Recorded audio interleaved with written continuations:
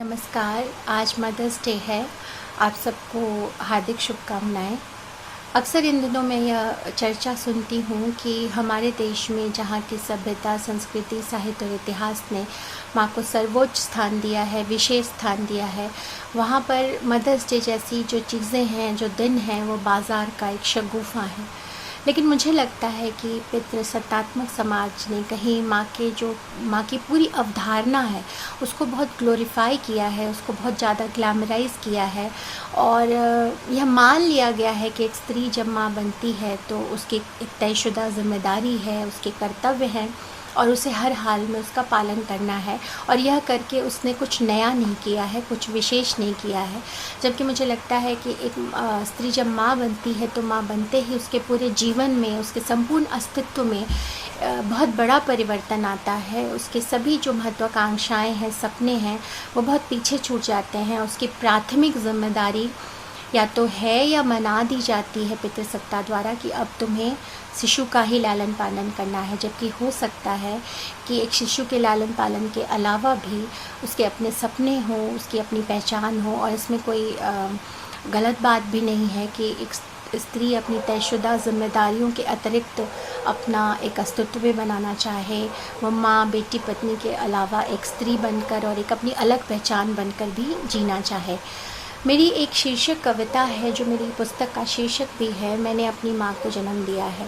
इसमें मैंने वही पितृसत्ता द्वारा बनाई गई माँ की चर्चा की है कि किस तरह से समाज, पितृसत्ता एक माँ को गढ़ कर उसे आगे बढ़ाती है कि वह एक तयशुदा नियमों, बेड़ियों, सांकलों के माध्यम से अपनी आगे की पीढ़ी को तैयार करे। और यह जो है ये आगे बढ़ता रहे, जहाँ पे एक स्त्री हमेशा समर्पिता या कहीं ना कहीं दबाई जाती रहे, उसके सारे जो उसकी आवाज़ है उसको प्रमुखता ना मिले। तो यह कविता मैं आपके लिए पढ़ना चाहूँगी। मैंने अपनी माँ को जन्म दिया है। शीत युद्ध की अनिर्णित चुप्पी रहा करती थी हमारे बीच अक्सर। मैं अपने समय से कुछ आगे थी शायद। वह अतीत की छाया और वर्तमान की मांगों के बीच कहीं अपनी सही भूमिका सुनिश्चित करती, अक्सर समय से पीछे छूट जाती थी। उन्हें मेरे लिए वह सब कुछ चाहिए था जो जीवन से उनकी ख्वाहिशें थीं। एक लड़की की तयशुदा परिभाषा के बीच वह अटा देना चाहती थी मेरी अराजक स्वतंत्रता।